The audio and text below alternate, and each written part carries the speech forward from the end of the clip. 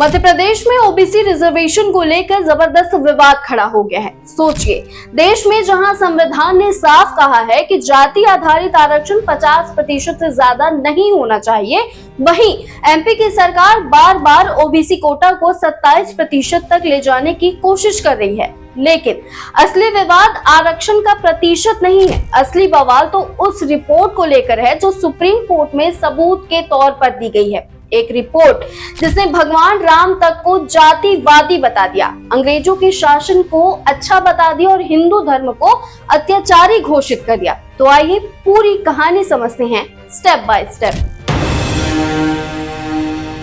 अभी मध्य प्रदेश में reservation system कुछ इस तरह है।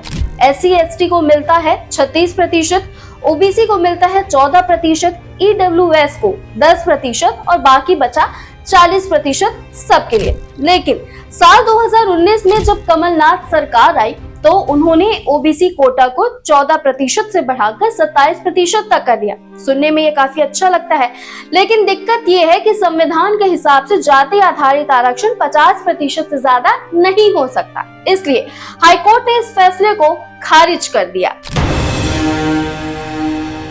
बाद में जब मोहन यादव मुख्यमंत्री बने, उन्होंने फिर से वही काम किया, ओबीसी आरक्षण को 27% तक बढ़ाने का फैसला ले लिया। अब एक और बड़ा मुद्दा यहाँ सामने आया कि ओबीसी कैटेगरी में 94 कास्ट आती है, लेकिन इनमें से 38 कास्ट मुस्लिम है, यानी एमपी की पॉपुलेशन में सिर्फ 10% मुस्लिम है। लेकिन ओबीसी रिजर्वेशन का 40% हिस्सा उन्हीं के पास चला गया और 90% हिंदू पॉपुलेशन वाले स्टेट में हिंदू ओबीसी के हिस्से सिर्फ 60% का कोटा रह गया। अब सोचिए आप ही कि ये स्वाभाविक रूप से बड़ा विवाद तो बनेगा ही।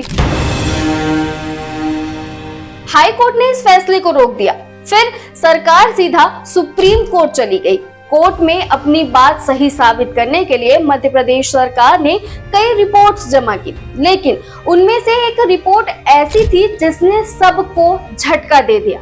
महाजन कमीशन रिपोर्ट 1983। इस रिपोर्ट में लिखा है कि हिंदू धर्म उत्पीड़क यानी अत्याचारी है।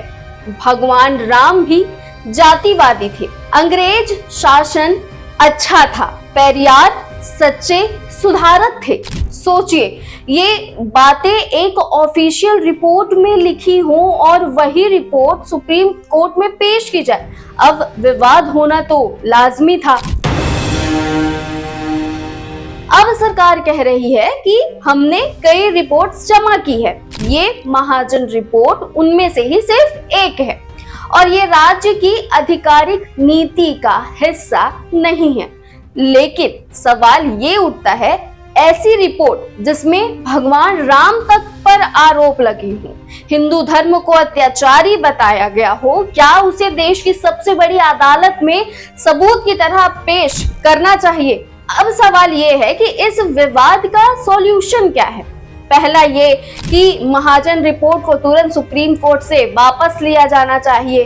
दूसरा, ओबीसी लिस्ट से 38% मुस्लिम जातियों को बाहर किया जाना चाहिए, क्योंकि आरक्षण का आधार जाति है, ना कि धर्म, और अगर वो जाति बाहर हो जाए तो ओबीसी कोटा अपने आप बैलेंस हो जाएगा। तीसरा ये कि संविधान निर्माताओं की राय को याद रखना चाहिए। डॉक्टर अंबेडकर और बाकी निर्माताओं ने साफ कहा था कि जाति आधारित आरक्षण कभी भी 50% से ज्यादा नहीं होना चाहिए, तो हमें इसी प्रिंसिपल का सम्मान करना चाहिए। आज सवाल सिर्फ ओबीसी रिजर्वेशन का नहीं है, सवाल ये है कि हम अपने संविधान और अपनी परंपराओं के साथ खड़े हैं या फिर नहीं।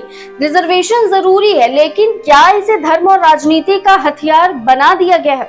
आपको क्या लगता है, क्या ओबीसी रिजर्वेशन का ये नया मॉडल न्यायपूर्ण है? कमेंट में अपनी राय जरूर दीजिएगा और हाँ, वीडियो को शेयर करना मत भूलिएगा, क्योंकि ये मुद्दा हर भारतीय को समझना चाहिए।